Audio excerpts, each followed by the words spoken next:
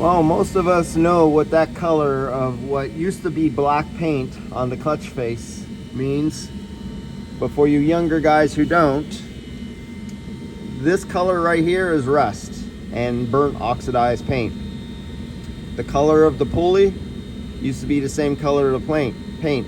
When it slips, it gets very hot. It burns and oxidizes that paint. That paint now leaves the metal underneath exposed to the atmosphere, moisture, and the rust does its thing and it oxidizes. And so you go to move this and it's as frozen as a solid. Now it's not touching. You can see a clearance there. You see the clearance, but it doesn't move. It's frozen solid up. And this is that 2004 2500 Ram. I had to get under here.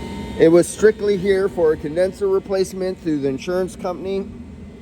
Having nothing to do, I'm doing my spot. I recovered the refrigerant. You get paid for that. I just went through the recharge, everything like that. This is all further work that needs to be done after the fact. And that's what happens in body shops. Cars don't always come in working.